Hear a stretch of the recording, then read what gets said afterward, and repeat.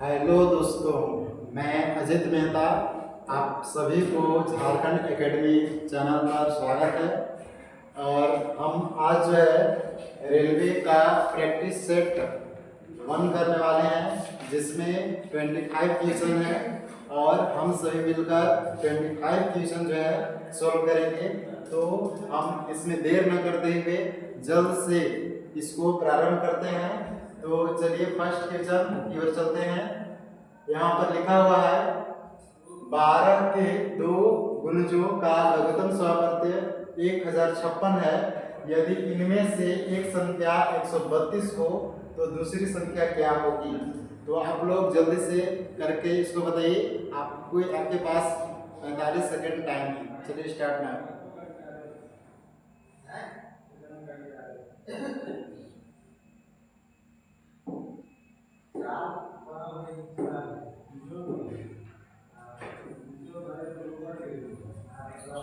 तो चलिए देखते हैं।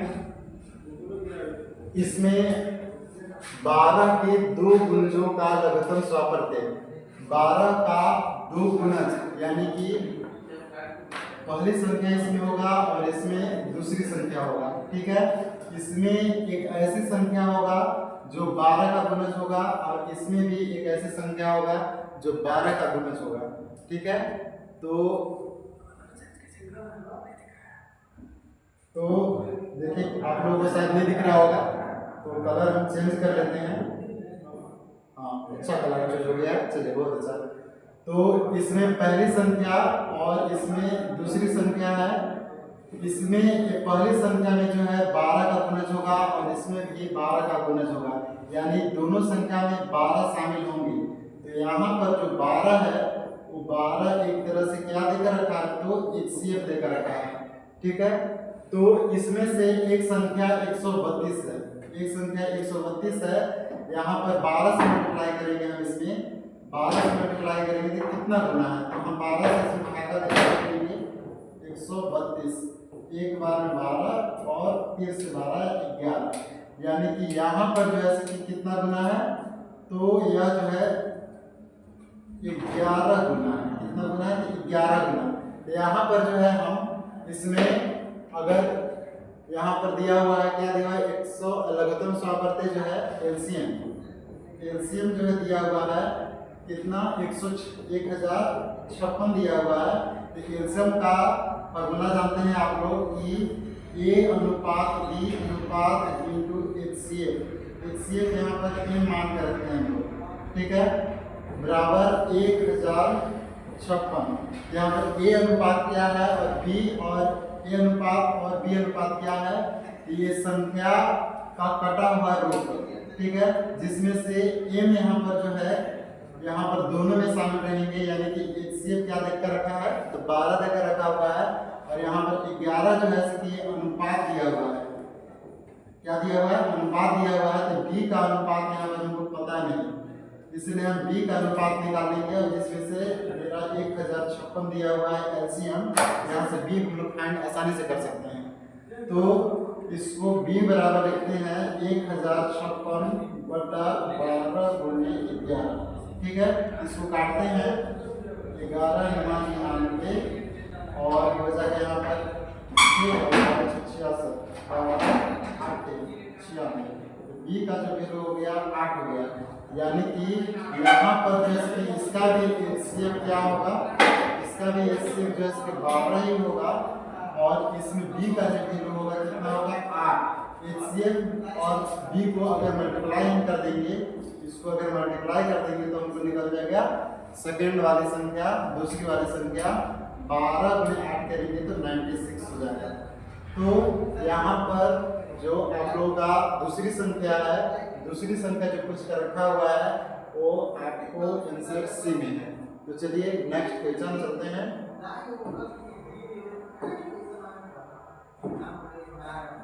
चलिए सेकंड क्वेश्चन आप लोग जल्दी से करके बताइए।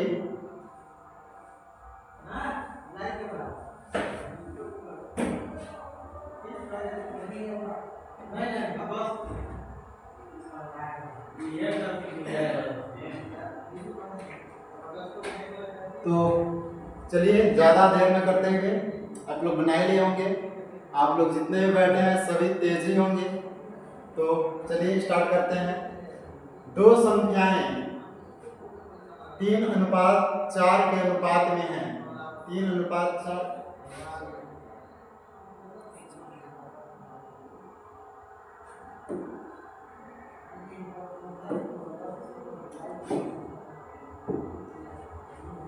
दो संख्याएं 3:4 के अनुपात में है तथा इनका एलसीएम, इसका एलसीएम जो है कि 84 है। इनमें से बड़ी संख्या कौन सी होगी? यहाँ पर 2 अनुपात दिया हुआ है। तुरंत बताया आप लोगों को, कोई भी संख्या जो है कि अनुपात में होता है और उसमें अगर हम एचसीएफ यानी कि m से मल्टीप्लाई कर दें तो क्या बन जाती है? पहली संख्या और दूसरी संख्या बन जाती है। ठीक है, तो यहाँ पर अनुपात मेरा दिया हुआ है 3:4 दिया हुआ है और जो है इसका लघुत्तम समापन यानी कि एलसीएम जो है, एलसीएम जो कितना दिया हुआ है 84 दिया हुआ है। एलसीएम इक्वल टू होता है a × b × m equal to 84। यहाँ पर m क्या है? एचसीएफ है और a और b क्या है? यहाँ पर रेशियो है। ठीक है, रेशियो मेरा कितना दिया हुआ है? 3 और 4 है, जिसमें से m हमको पता नहीं और एलसीएम कितना है 84। तो यहाँ से हम m फाइंड कर सकते हैं 3 × 4 यानी कि m इज इक्वल टू 84। 3 × 4 यानी कि 12 हो जाएगा। 12 से यानी कि m इज इक्वल टू कितना हो जाएगा? 7 हो जाएगा। यानी कि यहाँ पर पहली संख्या और दूसरी संख्या पता कर सकते हैं। तो 7 से अगर मल्टीप्लाई कर देते हैं इसमें तो पहली संख्या मिल जाएगा और इसमें अगर हम 7 से मल्टीप्लाई कर देते हैं तो दूसरी संख्या मिल जाएगा। ठीक है, तो इसको से मल्टीप्लाई करेंगे तो कितना हुआ? 21 और इसको से मल्टीप्लाई किया तो कितना हुआ? 28। तो पूछा है हमको से बड़ी संख्या कौन सी है? तो बड़ी संख्या मेरा कौन सी है? 28। यहाँ पर ऑप्शन आपका सी हो जाएगा। ठीक है, चलिए नेक्स्ट क्वेश्चन की ओर चलते हैं। चलिए, यदि a को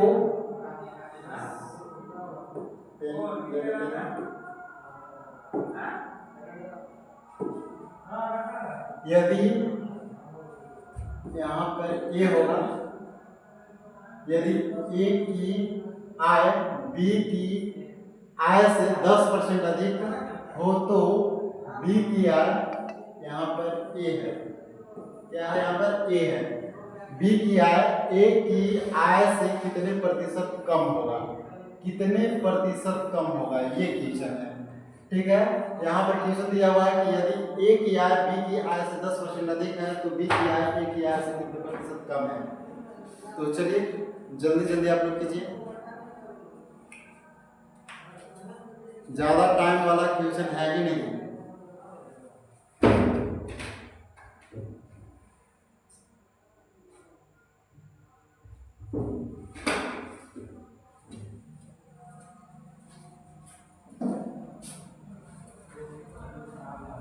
चलिए इसको बनाते हैं। थर्ड नंबर क्वेश्चन आप लोग बना ही लिए होंगे।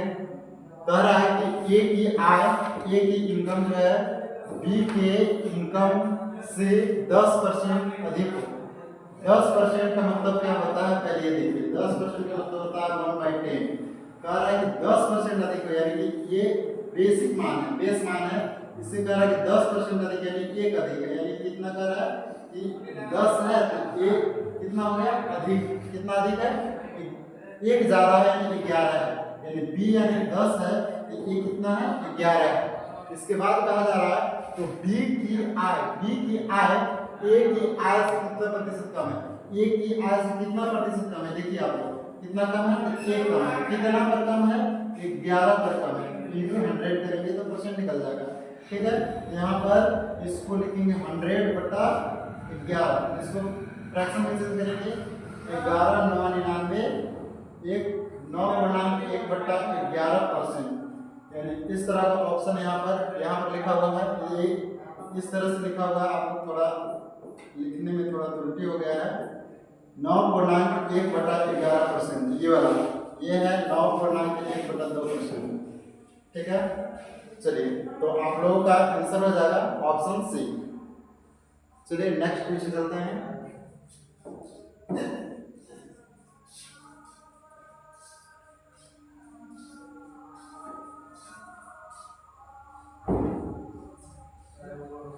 चलिए नेक्स्ट क्वेश्चन आ गया।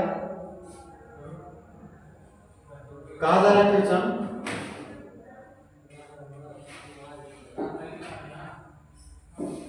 कहा जा रहा है क्वेश्चन, किसी वस्तु के क्रय मूल्य, किसी वस्तु के क्रय मूल्य तथा विक्रय मूल्य, क्रय मूल्य तथा विक्रय मूल्य का अनुपात 20:21 है, उस पर लाभ प्रतिशत कितना होगा। तो क्रय मूल्य दिया हुआ है सीपी और विक्रय मूल्य दिया हुआ है एसपी। यहाँ पर इसका अनुपात दिया हुआ है 20:21, ठीक है। उस पर लाभ प्रतिशत कितना होगा, यानी खरीदे थे कितना 20 में और बेचे 21 में, तो कितना का लाभ हुआ यहाँ पर, तो 1 का लाभ हुआ। कितना का लाभ हुआ, 1 का लाभ हुआ। तो किस पर लाभ हुआ, 20 पर लाभ हुआ। परसेंट पूछ रहा है, इसमें 100 से मल्टीप्लाई कर देंगे, कितना बार में कटेगा, तो 5 बार में कट जाएगा, 5%। तो आपका ऑप्शन सी है। बार बार आपका ऑप्शन सी आ रहा है, आप लोग ऐसे भी तुक्का लगाइएगा तो आप लोग मार भी सकते हैं, ठीक है। चलिए नेक्स्ट क्वेश्चन, चलिए एक सोफे को,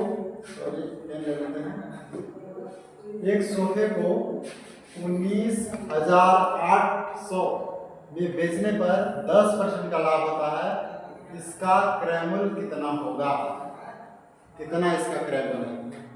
तो कह रहा है कितना, आप लोग ऑप्शन देख लीजिए कितना कितना है, तो जल्दी से इसको करके बताइए आप लोग।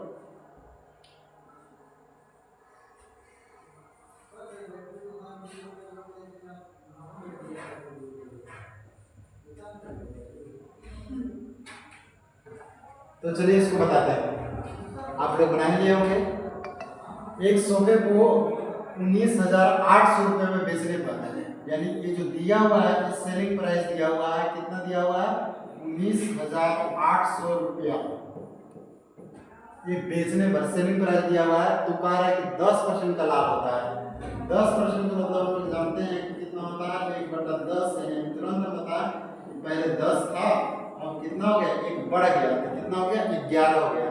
यानी कि ये बेचने पर 10% का लाभ दिया हुआ है, यानी ये जो मान जो दिया हुआ है वो 11 का मान दिया हुआ है। हमको कितना का मान चाहिए, क्या पूछ रहा है, क्रय मूल्य पूछ रहा है। यानी कि जो बेस वाला जो वैल्यू होता है वो सीपी होता है यहाँ पर, और इस पर जुड़ने के बाद जो वैल्यू होता है, घटने के बाद जो वैल्यू होता है वो एसपी होता है।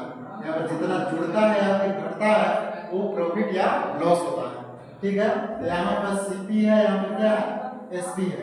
तो यहाँ पर हमको एसपी दिया हुआ है और ये 11 का मान है, हमको से क्या पूछ रहा है, 10 का मान पूछ रहा है। अब इसको से 11 से मल्टीप्लाई करके और 10 से गुना करके हम जो है फाइंड कर सकते हैं क्रय मूल्य, ठीक है। सीपी बराबर क्या हो जाएगा, इसको काटेंगे एक बार में, अभी एक बार में जाएगा 00 और 10 से गुना कर देंगे 11,000 रुपया, यानी कि इसका क्रय मूल्य कितना हो जाएगा, 11,000 रुपया। तो इसका आंसर तो इसमें मिला नहीं, यानी मिला नहीं, तो इनमें से कोई नहीं होगा। तो आप लोग ऑप्शन इसको टिक कर सकते हैं, ठीक है। चलिए नेक्स्ट,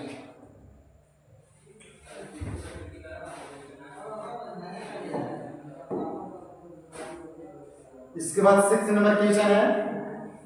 तो आप लोग इसको, यदि 2a बराबर 3b बराबर c 4c हो तो a अनुपात b अनुपात c इक्वल टू व्हाट।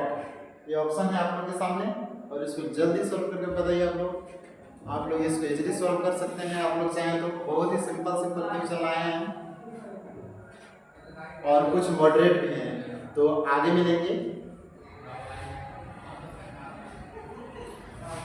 तो आप लोग कर ही लिए होंगे, बहुत अच्छा। तो चलिए इसको सॉल्व करते हैं। लिखा हुआ है 2a बराबर 3b बराबर 4c। तो ऐसी स्थिति में अगर a अनुपात b अनुपात c अगर पूछ रहा है तो हम लोग क्या करेंगे कि यहाँ पर a का कोफिशिएंट, b का कोफिशिएंट और c का कोफिशिएंट, जितने भी तीनों हैं इन सभी कोफिशिएंट का क्या ले लेंगे, एलसीएम। इसका एलसीएम क्या हो जाएगा, 4, 3 और 2 का, तो कितना हो जाएगा, 12 हो जाएगा। कितना हो जाएगा, 12। इसमें क्या, यहाँ पर हम देखेंगे कि 2 में हम क्या से गुना करें कि 12 आ जाए, तो a का वैल्यू क्या हो जाएगा, 6। 3 में हम क्या से मल्टीप्लाई करें कि 12 आ जाए, यहाँ पर 4 हो जाएगा। यहाँ पर 4 में हम क्या से मल्टीप्लाई करें कि 12 हो जाए, यहाँ पर 3 हो जाएगा। यानी कि ए बी सी का जो रेशियो होगा 6:4:3 हो जाएगा। इस तरह किसके रेशियो है, तो आप लोगों का ऑप्शन सी है। ठीक है, तो बहुत अच्छा। चलो नेक्स्ट क्वेश्चन।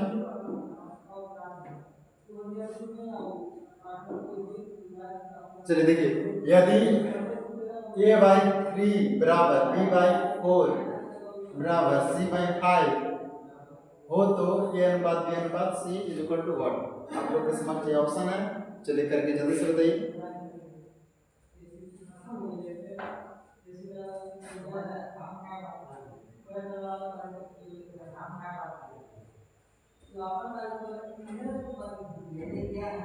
चलिए आप लोग ऑप्शन बता ही देंगे अब।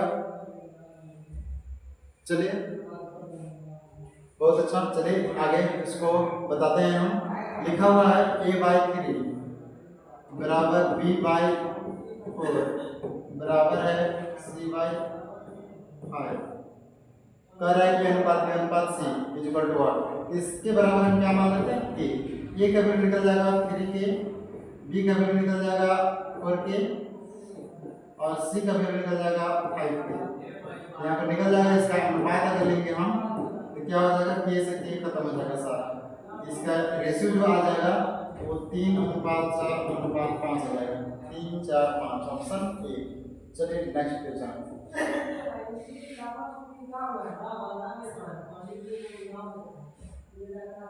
चलिए और क्वेश्चन आया है आप लोग के समक्ष, आप लोग के लेवल का कुछ मॉडरेट क्वेश्चन। चलिए इसको करके दिखाइए।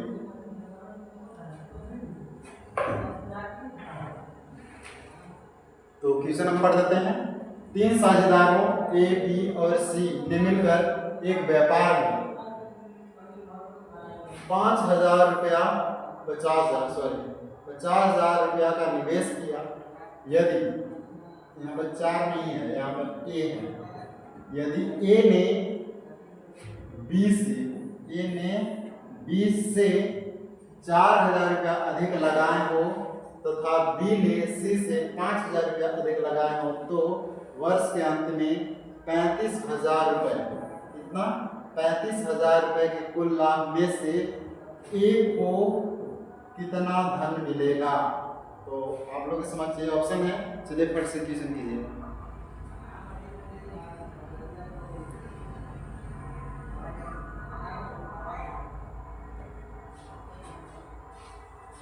चलिए जल्दी से इसको कीजिए।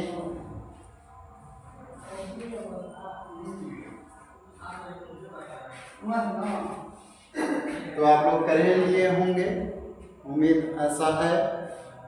तो चलिए करते हैं।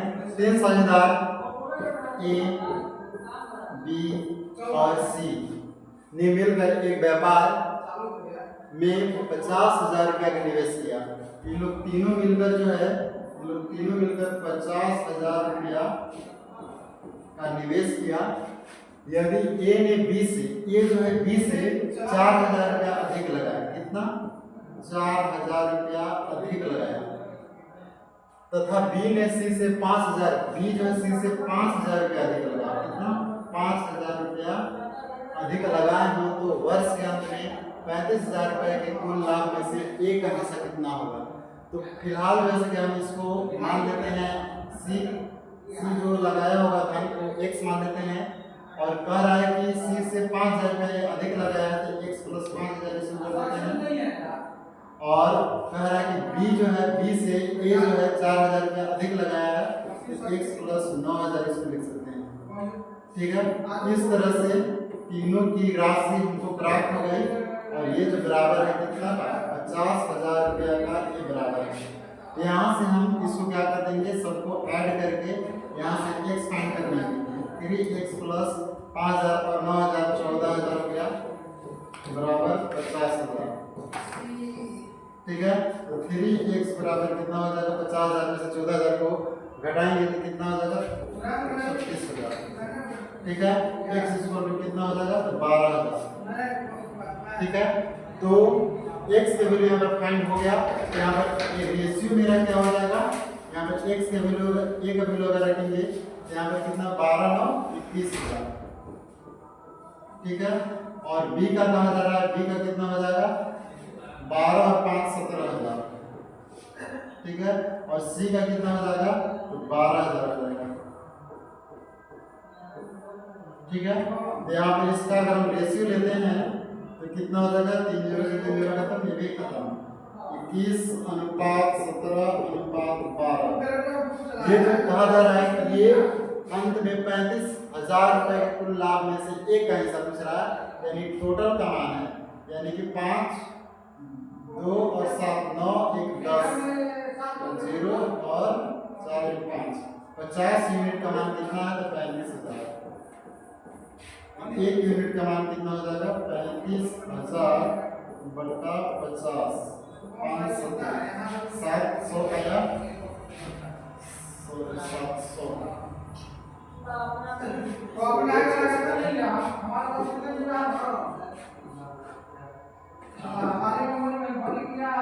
यहाँ पर कितना आया 700 आया। तो हमको से पूछा जा रहा है ए का मान, ए का अनुपात कितना है 21 से मल्टीप्लाई करने पे देंगे तो कितना हो जाएगा 7 एकम 7 और 7 दूनी 14,700। तो हम लोग का ऑप्शन है ऑप्शन नंबर डी, ठीक है। तो चलिए नेक्स्ट क्वेश्चन।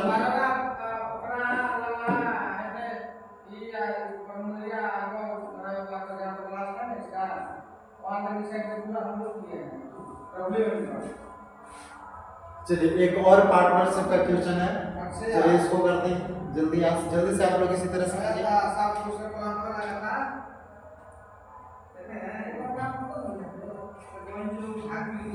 तो चलिए स्टार्ट करते हैं। आप लोग कर ही लिए होंगे। चलिए कहा जा रहा है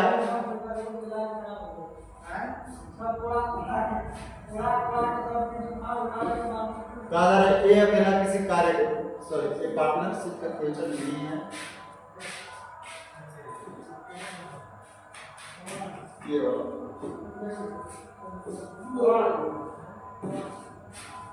ये पार्टनरशिप का क्वेश्चन। चलिए इसको बनाइए। ए तथा बी, ए बी तथा सी मिलकर एक व्यापार आरंभ किया। इसमें भी 3 लोग हैं, ए बी और सी हैं। प्रारंभ में ए नहीं, यहाँ पर और नहीं है, यहाँ पर ए, यहाँ पर ए है। ए ने कुछ पूंजी लगाई, ए जो है कुछ पूंजी लगाई, पता नहीं कितना पूंजी लगाया, तो x पूंजी लगाया हो। 6 माह बाद बी ने इससे दुगनी पूंजी लगाई, x पूंजी लगाया होगा 6 माह बाद। और पता नहीं है वर्ष के अंत में क्या है, आगे बढ़ने तो पता चलेगा। लगाया था 8 माह बाद सी ने ए से 3 गुनी पूंजी लगाई। और वर्ष चलिए जो पूछा वर्ष के अंत में यहाँ पर कहा जा रहा है कि 12 महीने के बाद किया जा रहा है, यानी कि ये जो पूंजी लगाया होगा 12 महीने के लिए लगाया होगा। बी कर 6 माह बाद, 6 माह इसका बचा हुआ होगा। इसके बाद सी कह रहा है कि 8 माह बाद यानी 4 माह इसको बचा होगा। और सी ने ए से 3 गुनी पूंजी लगाई है,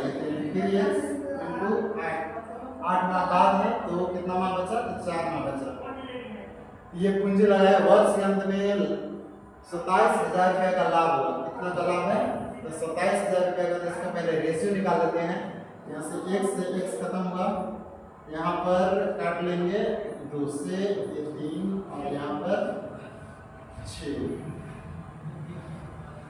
इसके बाद 2 से कट जाएगा, फिर से 3, फिर 2 कट जाएगा, 3 से 1 अनुपात 1 आया, ठीक है। तो ये 3 का मान, ये आप हम लोग जानते हैं कि प्रॉफिट का रेशियो आया, इसका रेशियो आया प्रॉफिट का, ठीक है। ये प्रॉफिट का रेशियो है जिसमें 3 यूनिट का मान कितना है तो 27,000 रुपया। कितना है 27,000। एक का मान कितना होगा 9,000 रुपया होगा। तो पूछा कि कुल लाभ में से सी का लाभ कितना है, तो एक का मान ही पूछ रहा है, तो क्या होगा 9,000। सी का लाभ जो होगा कितना होगा, तो 9000, ऑप्शन नंबर बी। चलिए नेक्स्ट क्वेश्चन।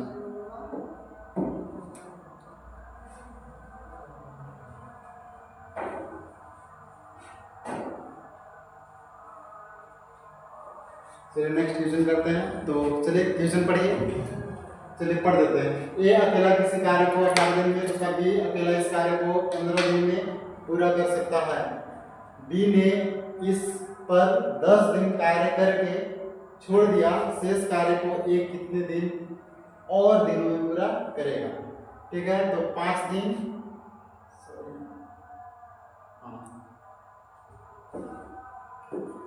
5 दिन, 5/1/2 दिन, 6 दिन, 8 दिन। ठीक है, तो चलिए आप लोग बताइए इसको।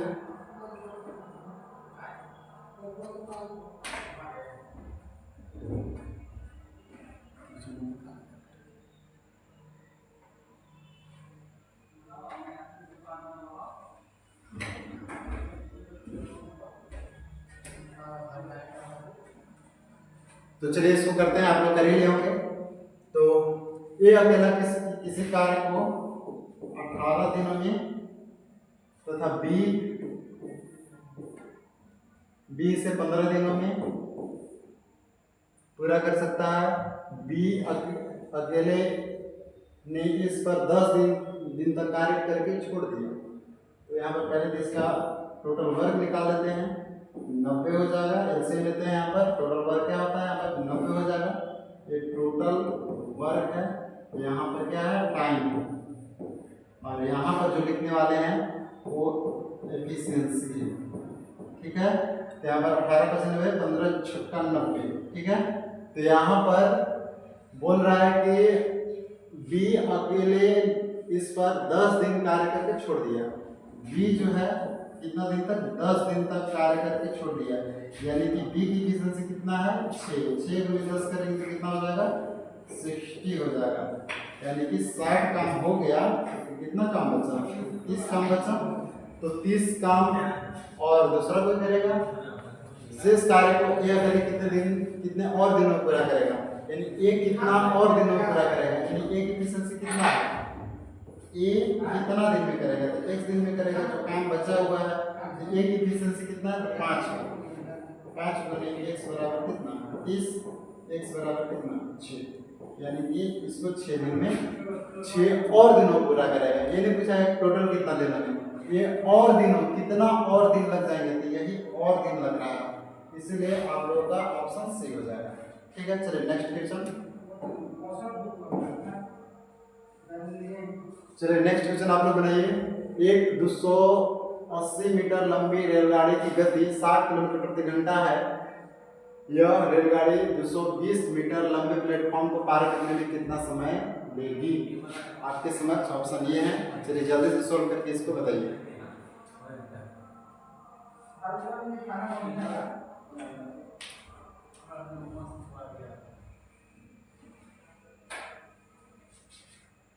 तो उम्मीद है आप लोग इसको अच्छी तरह से सॉल्व कर लिए होंगे और आंसर भी प्राप्त कर लिए होंगे।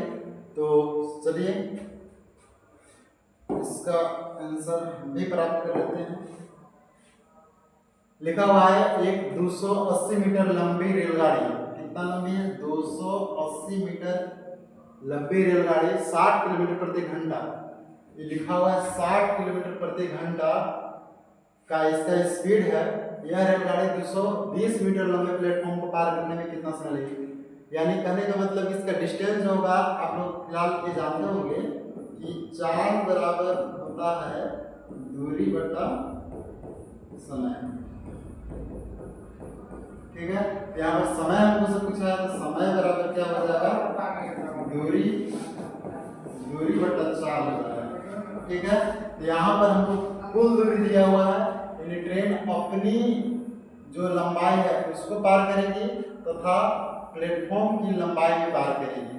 ठीक ना, यानी कि दूरी कितना हो जाएगा, 280 और 220, 280 और 220। हमको समय पूछा है और दूरी हम लिख दी यहाँ पर, और चार मेरे पास है 60।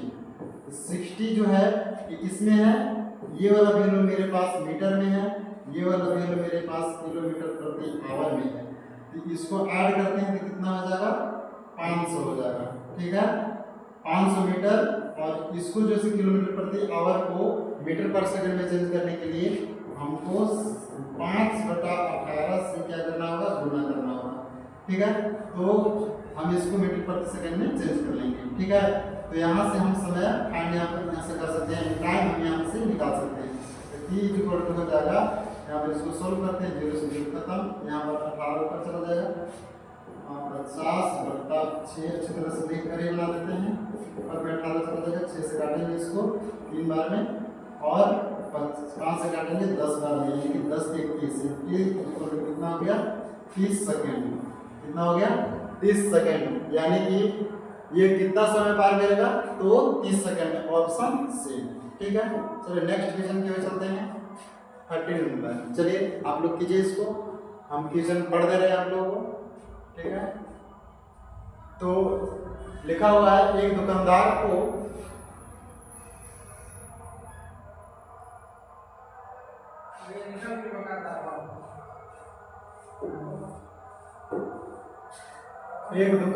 को 30 रुपए प्रति केजी के चावल को 40 रुपए प्रति केजी के चावल के साथ किस अनुपात में मिलाया जाए कि मिश्रण का मूल्य 33 रुपए प्रति किलोग्राम हो जाए। तो इस तरह के क्वेश्चन आप लोग बनाए होंगे, बहुत सारे क्वेश्चन बनाए होंगे। चलिए आप लोग फट से करके इसको बताइए, इसको किस रेशियो में मिलाया जाए। आप लोग के समझ यहाँ पर ऑप्शन है, जल्दी से कीजिए।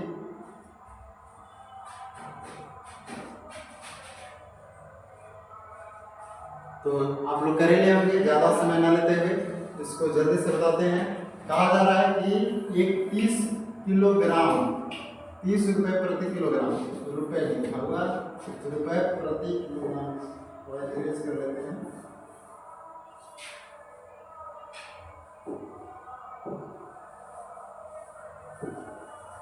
₹30 प्रति केजी वाला एक चावल है, और दूसरा है 40 रुपए प्रति केजी वाला दूसरा प्रकार का चावल है।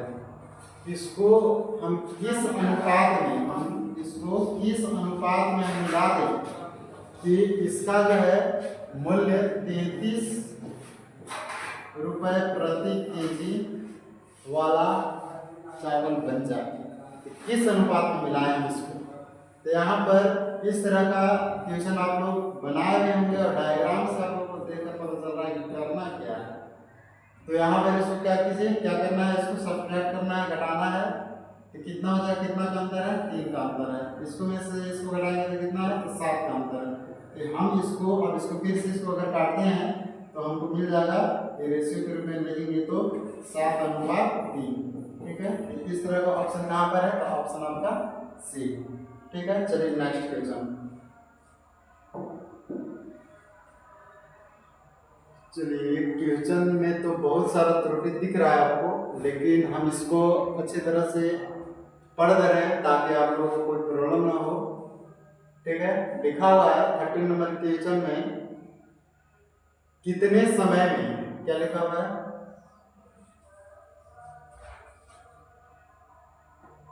कितने समय में 10,000, कितना लिखा हुआ है, 10,000 रुपए का साधारण ब्याज 6% वार्षिक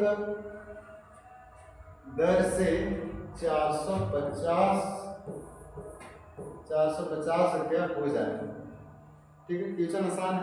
किस समय में 10,000 रुपये का 10,000 रुपये की राशि साधारण ब्याज 6% वार्षिक दर से 450 रुपये हो जाएगा। चलिए आप लोग क्वेश्चन समझ गए हैं। आप लोग चलिए इसको बनाइए, 8 माह, 9 माह, 10 माह, और इधर लिखा हुआ है, क्या लिखा हुआ है, 1 वर्ष 3 माह, 1 वर्ष 3 माह। ठीक है, चलिए करिए इसको।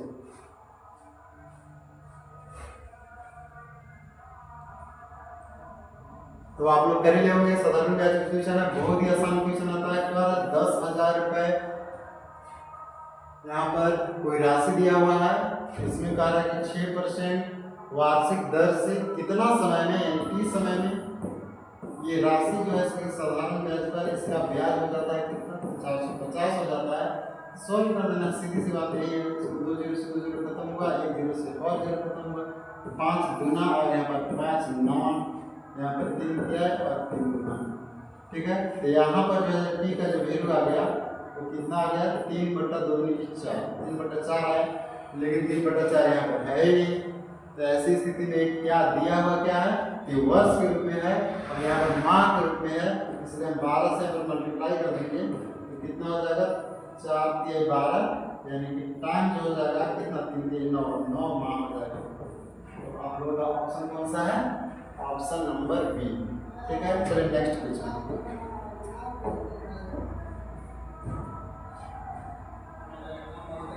चलिए एक और साधारण ब्याज, चक्रवृद्धि ब्याज, चक्रवृद्धि ब्याज का एक क्वेश्चन है। चलिए इसको कीजिए आप लोग। लिखा हुआ है 1000 रुपए की धनराशि पर 5% वार्षिक दर से 2 वर्ष के चक्रवृद्धि ब्याज तथा साधारण ब्याज का अनुपात कितना होगा। इसके बहुत सारे नियम हैं, लेकिन हम फिलहाल एक ही नियम को बताएंगे। ठीक है, तो चलिए इसको करिए। एक long method, short method, short method जो है उसी को हम बताते हैं आप लोगों को। ठीक है, तो फिलहाल आप लोग पहले कीजिए, इसके बाद हम बताते हैं।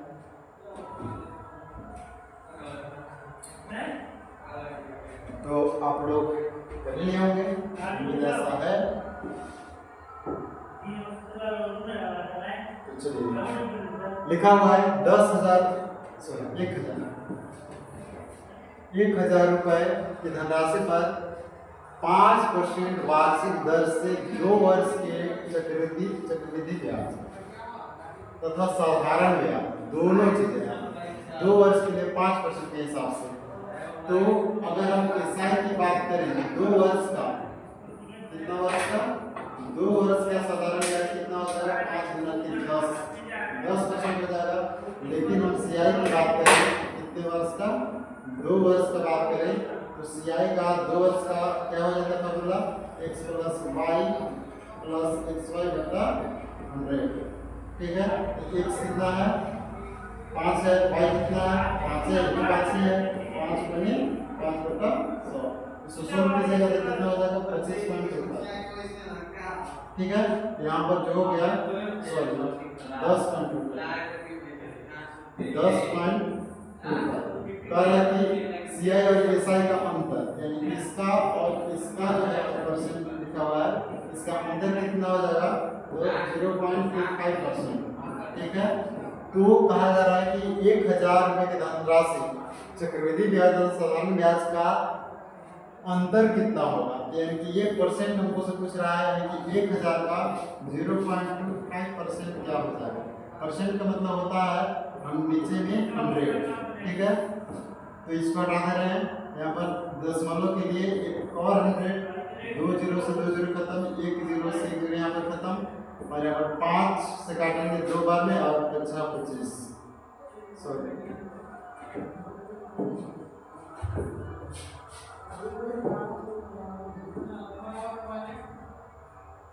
25 हो जाएगा। और इसे 2 से अगर भाग देंगे हम इसको तो कितना हो जाएगा, 28 हो जाएगा। ठीक है, 2.5 रुपए। ठीक है, तो आप लोगों का ऑप्शन कौन सा हो जाएगा, ऑप्शन नंबर बी। चलिए नेक्स्ट क्वेश्चन, क्वेश्चन नंबर 15। चलिए क्वेश्चन आप लोग पढ़िए और इसको कीजिए। लिखा हुआ है, पढ़ देते हैं क्वेश्चन। यदि किसी आयत की लंबाई में 10% की वृद्धि तथा चौड़ाई में 10% की कमी कर दी जाए तो इसके क्षेत्रफल में कितना परिवर्तन होगा। ठीक है, तो बहुत ही आसान क्वेश्चन है, आप लोग के समक्ष ऑप्शन है, आप लोग जल्दी से इसको करके बताइए।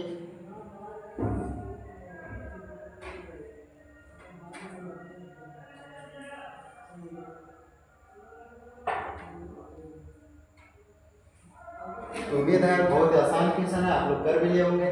चलिए देखिए, आयत की लंबाई और चौड़ाई में इसमें कहा जा रहा है कि 10% की वृद्धि किया जाता है। 10% कितना हो जाता है, 1/10, यानी 10 से कितना 11 किया गया होगा। और चौड़ाई में 10% की कमी किया गया है, यानी पहले 10 होगा और इसके बाद कमी कर दिया गया, यानी 1 कम कर दिया गया, यानी 10 में से 1 कम कर देंगे तो कितना हो जाएगा, 9 हो जाएगा। ठीक है, तो इसके क्षेत्रफल में कितना परिवर्तन होगा, इसका क्षेत्रफल क्या हो जाता है, इसको मल्टीप्लाई कीजिए तो पहले वाला का क्षेत्रफल निकलेगा और इसको मल्टीप्लाई कीजिएगा तो बाद वाला का क्षेत्रफल निकलेगा, यानी कि 10 × 100 और 11 × 9 99। ठीक ना, यहाँ पर पूछ रहा है कि कितना परिवर्तन होगा, तो परिवर्तन हो रहा है क्या, यहाँ पर परिवर्तन हो रहा है, यहाँ पर कमी, कितना की कमी, तो 1 की कमी, 1 की कमी किस पर, 100 पर, इंटू 100 करेंगे तो परसेंट निकलेगा, 100 से 100 खत्म, यानी कि 1% की कमी तो इस तरह का ऑप्शन किसमें है, 1% की वृद्धि 1% की कमी, ऑप्शन बी 6 लिखा हुआ है यहाँ पर बी। ठीक है, चलिए नेक्स्ट क्वेश्चन। तो चलिए क्वेश्चन पढ़िए आप लोग। एक ठोस बेलन के आधार की त्रिज्या तथा ऊंचाई का योग 37 मीटर है, बेलन का संपूर्ण पृष्ठीय क्षेत्रफल 1628 मीटर है, तो बेलन का आयतन कितना होगा, ऑप्शन यहाँ पर है। चलिए जल्दी से इसको कीजिए। तो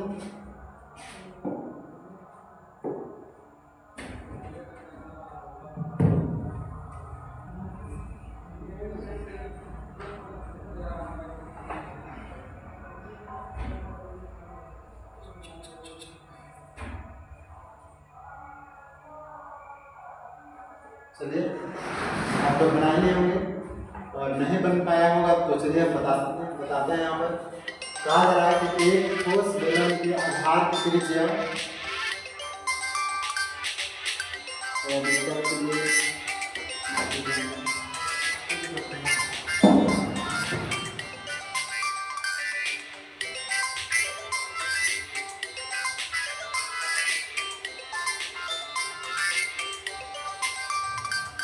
तो चलिए देखते हैं। एक ठोस बेलन के आधार की त्रिज्या तथा ऊंचाई का योग 37 है। एक ठोस बेलन है, ठीक है, इसका त्रिज्या और ऊंचाई का योग कितना दिया हुआ है, 37। ठीक, ये दिया हुआ है। बेलन का संपूर्ण पृष्ठ 1628 मीटर है। बेलन का संपूर्ण पृष्ठ क्या हो जाएगा, तो बेलन का संपूर्ण पृष्ठ का क्षेत्रफल क्या होता है, बेलन यहाँ पर देखिए ये बेलन है, इसका संपूर्ण पृष्ठीय क्षेत्रफल क्या चाहिए, तो base perimeter into height. Base perimeter क्या हो जाएगा, 2πr इंटू हाइट करेंगे तो बेलन का एक पृष्ठीय क्षेत्रफल आ गया। लेकिन संपूर्ण पृष्ठीय क्षेत्रफल की बात क्या है, यानी कि नीचे वाला भी और ऊपर वाला भी हमको क्षेत्रफल निकालना होगा, यानी कि πr²। ठीक है, लेकिन दो है, इसका 2 से मल्टीप्लाई करेंगे संपूर्ण पृष्ठीय क्षेत्रफल क्या हो जाएगा, तो 2πr into r plus h। ये संपूर्ण पृष्ठीय क्षेत्रफल का फॉर्मूला है, ठीक है, जिसमें से हमको r प्लस h का जो वैल्यू है दिया हुआ है, यानी कि टोटल सरफेस एरिया की बात करें तो 2πr into r plus h दिया हुआ है। ठीक है, तो टोटल सरफेस एरिया हमारा कितना है, 1628 है। ठीक है, और 2 22/7 और r प्लस h का वैल्यू कितना दिया हुआ है, 37 यहाँ पर।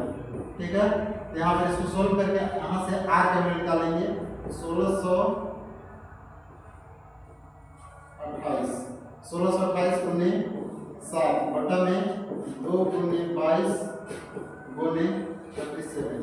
ठीक है, यहाँ से काटते हैं इसको, 11 दूनी 11, एक कम और हो जाएगा कितना, 5, 11 × 44 हो जाएगा 8 11। ठीक है, यहाँ पे 4 से काटेंगे, 4 × 12 और 2 हो जाएगा 4 से 28 हो जाएगा, r का वैल्यू हो जाएगा 7। ठीक है, यहाँ से r का वैल्यू 7 निकला, तो यहाँ पर h का वैल्यू जो हो जाएगा 30 हो जाएगा। तो बेलन का आयतन पूछा है, तो बेलन का आयतन होता है πr²। क्या होता है, πr², base area into height, base area into height होता है। इसका बेलन का आयतन चाहिए तो 22/7 7 गुने 8 बचेगा 7 गुने 7 7 से 7 खत्म और इसको मल्टीप्लाई करेंगे तो 7 दूनी 14 7 दूनी 14 और 1 15 गुने 30 इसको मल्टीप्लाई करके आंसर क्या हो जाएगा जिसमें 4 से 12 और 5 से 15 16 और 3 46 पीस 46 पीस इसका बेलन का आयतन कितना हो जाएगा 46 पीस मीटर। ठीक है बहुत अच्छा। चलिए नेक्स्ट क्वेश्चन करते हैं। चलिए एक और क्वेश्चन है चतुर्मिति से तो आप लोग जल्दी से इसको करके बताइए। क्वेश्चन कह रहा है दो बेलनों के बराबर आयतन है तथा इसकी ऊंचाइयों का अनुपात 13 है इनकी त्रिज्याओं का अनुपात क्या होगा। तो आप लोग इसके बारे में थोड़ा बहुत भी पढ़े होंगे 10th में भी पढ़े होंगे तो आप लोग आसानी से इसको कर सकते हैं। ठीक है तो चलिए करिए।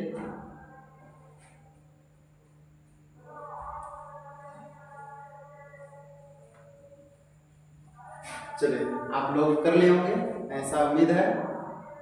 तो दो बेलनों के बराबर आयतन हैं तथा इनकी ऊंचाई का अनुपात 1:3 है 1:3 है इनकी त्रिज्याओं का अनुपात क्या होगा। तो बेलन का बराबर आयतन है यानी कि पाई आर स्क्वायर एच इधर भी होगा और पाई आर स्क्वायर एच इधर भी होगा लेकिन आर जो है ये अलग है एच जो है ये अलग है R1 H1 है और R2 H2 है। ठीक है अलग अलग आर है अलग अलग एच है। ठीक है तो यहाँ पर कहा गया कि दोनों क्या सेम है तो यहाँ पर देखिए कि यहाँ पे पाई से पाई इधर और इधर भी दोनों क्या बराबर है। यहाँ पर किसका अनुपात दिया हुआ है ऊंचाई का अनुपात दिया हुआ है 1:3 यानी कि R1 का स्क्वायर इंटू 1 बराबर R2 का स्क्वायर इंटू 3। अगर हम R1 का स्क्वायर बटा R2 का स्क्वायर करते हैं तो 3/1 हो जाएगा और R1 बटा R2 अगर हम करते हैं तो इधर अंदर 3/1 हो जाएगा। हम क्या करते हैं कि ऊपर और नीचे 3 से मल्टीप्लाई कर देते हैं क्योंकि हमको ऑप्शन चाहिए जिस हिसाब से चाहिए उस हिसाब से आने नहीं पा रहा है। इसलिए हम क्या करते हैं कि ऊपर और नीचे रूट के अंदर ही 3 से क्या कर देते हैं मल्टीप्लाई कर देते हैं तो कितना हो जाएगा 9/3 इस तरह से हो जाएगा। इसका तो कि रूट निकल जाएगा लेकिन ये वाला बच जाएगा। ठीक है तो R1 और R2 का जो रेशियो हो जाएगा तो 3/3 हो जाएगा। इस तरह से आप लोग का आंसर 3/3 हो जाएगा ऑप्शन नंबर डी। चलिए नेक्स्ट क्वेश्चन की ओर चलते हैं। आयु संबंधी क्वेश्चन इसमें है। चलिए जल्दी से आप लोग करके बताइए इसको।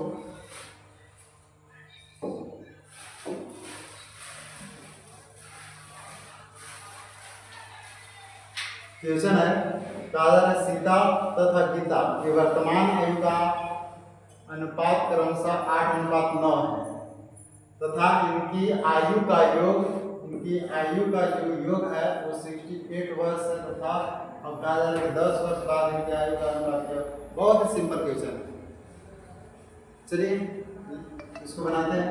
सीता और गीता के आयु का अनुपात 8 कितना है 9 है तथा इनकी आयु का योग यानी कि अगर इसमें हम x से मल्टीप्लाई कर देंगे तो ओरिजिनल आयु आ गया यानी कि 8x + 9x कितना दिया है 68। ठीक है यहाँ पर कितना 9 और 17 x हो जाएगा 68 हो जाएगा 17 14 68 x का कितना हो गया 4। ठीक है तो यहाँ पर इसकी आयु कितना है 8 का 32 है और इसकी कितना है तो 36 है 32 और 36 इस उम्र के हैं लोग। कह रहा है कि 10 वर्ष बाद इनकी आयु का अनुपात क्या होगा। इसमें 10 जोड़ देंगे तो कितना हो जाएगा 42 हो जाएगा और इसमें 10 जोड़ देंगे तो कितना हो जाएगा 46 हो जाएगा। इसका अनुपात पूछ रहा है 21 अनुपात कितना हो जाएगा 23 21 अनुपात 23 ऑप्शन नंबर डी। ठीक है चलिए नेक्स्ट क्वेश्चन की ओर चलते हैं।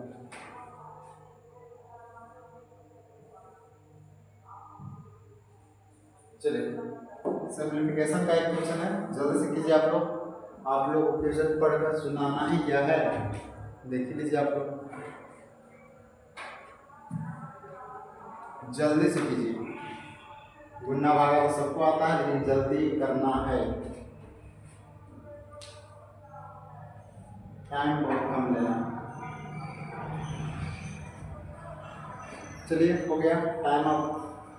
चलिए इसको क्या करना है कि यहाँ पर देख रहे हैं कि 21 से मल्टीप्लाई करना यहाँ पर फिलहाल अच्छा है, और नहीं तो आप लोग इन दोनों को मल्टीप्लाई कीजिएगा तो बहुत ही जटिल में पड़ जाएगा। इसलिए पहले 21 से मल्टीप्लाई कीजिए तो 21 एकम 21 हासिल 2, 21 एकम 21 का 21 और 2 23 हासिल 2, 21 एकम 21 और 2 23, फिर से 3 हासिल 2, 21 को 0 में गुना करेंगे तो 0 और 0 और 2 हो जाएगा, और 21 दूनी 42। अब 11 से मल्टीप्लाई करना बहुत ही आसान है।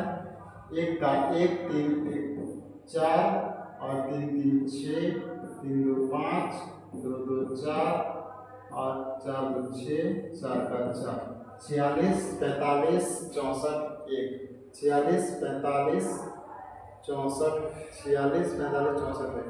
चलिए पहला ऑप्शन है, ठीक है, तो आप लोग कर लिए होंगे, बहुत अच्छा। चलिए नेक्स्ट क्वेश्चन।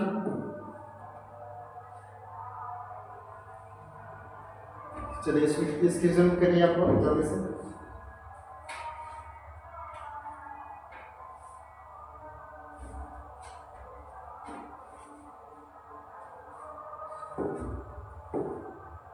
चलिए इस क्वेश्चन को हम बताते हैं। 12 और 39 के बीच 5 से विभाजित होने वाली सभी प्राकृतिक संख्याओं का औसत कितना होगा? 12 और 39, तो 12 और 39 से 5 से विभाजित होने वाला कौन होगा? तो 15 होगा, 20 होगा, 25 होगा, 30 होगा, 35 होगा, ठीक है, इस तरह से होंगे। और यहाँ पर सभी के बीच का गैप कितना है? 5 का है ना। अगर डिफरेंस अगर सेम हो तो क्या करें कि ये वाला पहली संख्या और अंतिम संख्या को क्या करें? जोड़ दें, ठीक है। तो पहली संख्या और अंतिम संख्या को जोड़कर और पूरी को 2 से डिवाइड कर देंगे तो आप लोगों का आंसर आ जाएगा, ठीक है। तो 35 और 15 कितना हो जाएगा? 50। 50 का आधा करेंगे कितना? 25, ऑप्शन नंबर सी। अगर बड़ी संख्या अगर दिया हुआ है तो आप लोग यहाँ पर देखेंगे 5 से विभाजित होने वाला, यहाँ पर देखेंगे इसके बाद क्या आने वाला है? 15। 5 से विभाजित होने वाला इसके अंदर, इसके पहले वाला कितना है? 35। तो अब देखेंगे सभी संख्याओं के बीच का अंतर कितना है? 5 का। इसको क्या करें? जोड़ दें और इसको डिवाइड कर दें। ये सिंपल मेथड है और इसको डायरेक्टली सोल्व कीजिएगा, ऑप्शन नंबर सी के पास आ जाएगा, ठीक है। चलिए नेक्स्ट क्वेश्चन।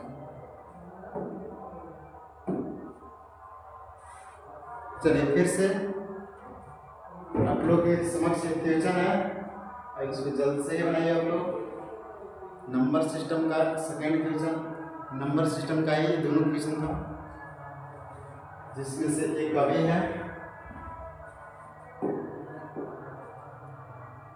प्रथम 35 प्राकृतिक संख्याओं का औसत ज्ञात कीजिए। प्रथम 35 प्राकृतिक संख्याओं का औसत ज्ञात कीजिए। तो यहाँ पर प्रथम कह रहा है, प्रथम 35 प्राकृतिक संख्याओं का औसत। तो यहाँ पर कैसे करें? एक होगा, इसी तरह से आगे जाते जाएंगे, ठीक है। तो यहाँ पर 35 भी होगा, ठीक है। तो प्रथम 35 प्राकृतिक संख्याओं का औसत यही है, और इसका औसत निकालना है तो सीक्वेंस से ही होगा, इनके बीच का डिफरेंस सेम होगा। जब डिफरेंस सेम होगा तो फर्स्ट और लास्ट को क्या कर देंगे? ऐड कर देंगे। अभी तुरंत बता, इसको बाय 2 कर देंगे, सॉरी 35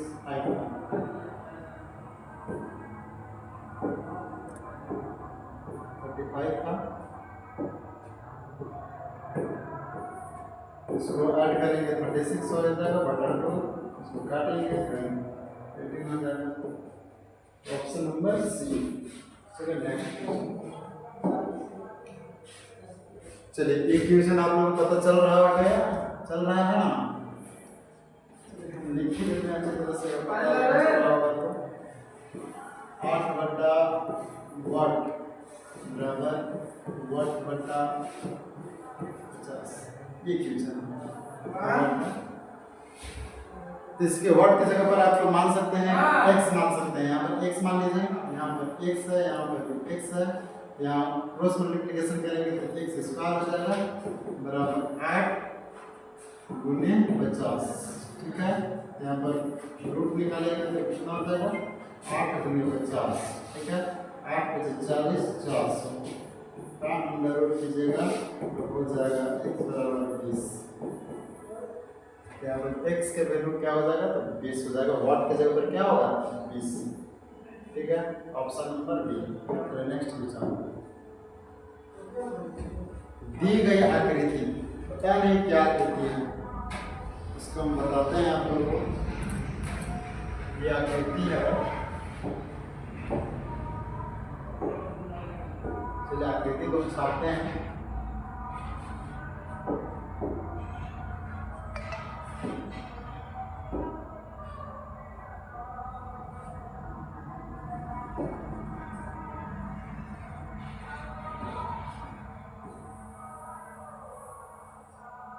इस तरह से है, और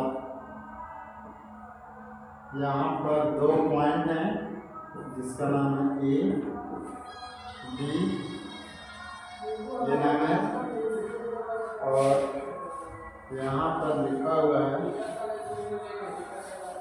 ऐसे, यहाँ पर सी है, यहाँ पर 40 डिग्री का एंगल है, यहाँ पर इसका केंद्र है ओ, और इससे मिलाया हुआ ये वाला यहाँ पर ओ है। ये पूछ रहा है कि कौन ए ओ बी ये वाला कौन वर्ड है। तो चलिए बताइए, तो आप लोग क्वेश्चन रेडी है।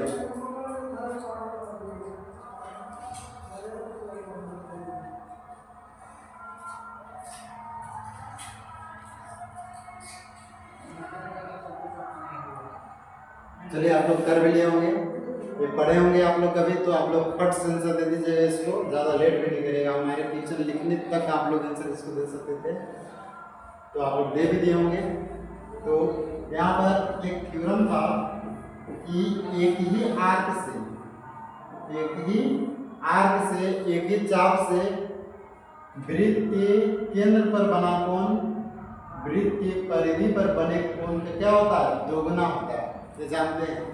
तो आप लोग ये थ्योरम जैसे जानते हैं, दिमाग में क्लिक किया होगा, आप लोग इसको क्या कर देंगे 2 गुना, यानी 40 × 2 कितना हो जाएगा 80। ठीक है, तो आप लोग का ऑप्शन कौन सा हो जाएगा डी। चलिए नेक्स्ट क्वेश्चन,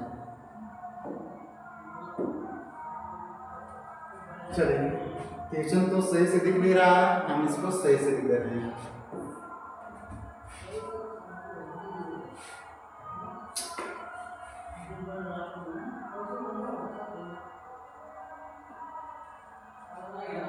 चलिए क्वेश्चन आ रहा है,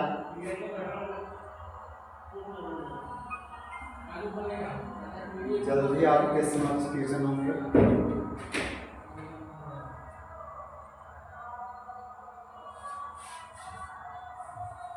चलिए बहुत अच्छा, थैंक यू सर। चलिए लिखा हुआ है 7 sin square theta plus 3 cos square theta is equal to 4 है। तो tan theta is equal to 1, तो tan theta is equal to 1, ये इक्वेशन। चलो कीजिए तो आपको फट से, इक्वेशन रेडी है, ऑप्शन भी रेडी है।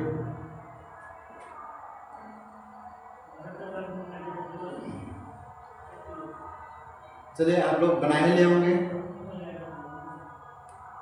उम्मीद ऐसा है, अब तक तो बन ही गया होगा। चलिए बताते हैं, देखिए यहाँ पर 3 cos थीटा है, हम इसको क्या करने वाले हैं कि इसको cos square theta sin square theta को हम इसको 1 करने वाले हैं।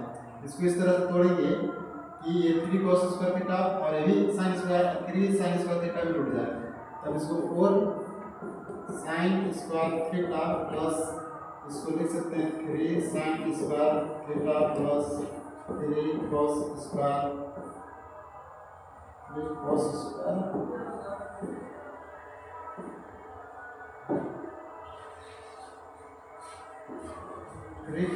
Square theta is equal to कितना है 4। ठीक है, तो यहाँ से हम क्या कर लेते हैं, 3 को कॉमन कर लेते हैं। 3 कॉमन कर लेंगे तो sine square theta plus cos square theta is equal to, जानते हैं आपको क्या होता है, 1 होता है। ठीक है, यहाँ पर लिखा हुआ है तो साइन स्क्वायर थीटा। ठीक है, यहाँ पर इसका वैल्यू 1 होता है, इसका वैल्यू क्या हो जाएगा, 3 उधर जाएगा, 4 में से 3 घटाएंगे कितना हो जाएगा, 1 हो जाएगा। ठीक है, यहाँ पर और साइन स्क्वायर थीटा है तो साइन स्क्वायर थीटा बराबर 1 बटा कितना हो जाएगा, 4 हो जाएगा, स्क्वायर जाएगा उधर तो साइन स्क्वायर, सॉरी इसको इरेज कर देते हैं,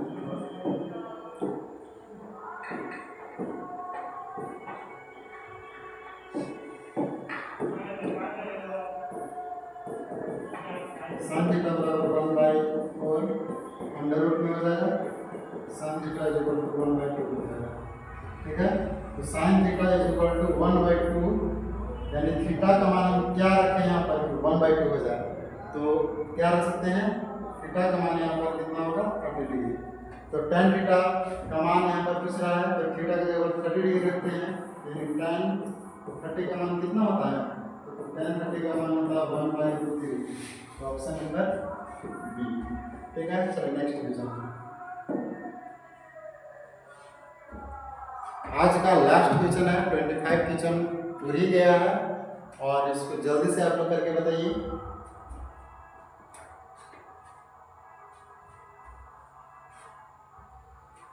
फटाफट के चलिए क्वेश्चन पढ़ देते हैं। किसी राशि पर साधारण ब्याज मूलधन का 1/4 है तथा वर्षों की संख्या प्रतिशत दर के बराबर है, ब्याज का वार्षिक दर क्या होगा। तो आप लोग जल्दी से शुरू करके बताइए।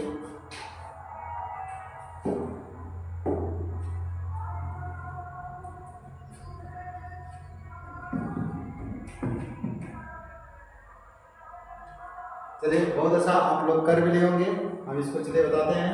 किसी राशि पर साधारण ब्याज मूलधन का 1/4 है, यानी कहने का मतलब ये है, 1/4 कहने का मतलब ये है कि ये साधारण ब्याज जो है ना, वो साधारण ब्याज वो मूलधन का 1/4 है, यानी कि ये मूलधन है तो साधारण ब्याज क्या कर रहा है कि 1 है, यानी कि P कितना है, 4 है। P कितना है, 4 है, तो साधारण ब्याज क्या कर रहा है, 1 है, यानी कि P, और इसमें कह रहा है कि इसमें कहा जा रहा है कि वर्षों की संख्या प्रतिशत दर के बराबर है, यानी कि कह सकते हैं कि इसमें R जो है वो T के बराबर है।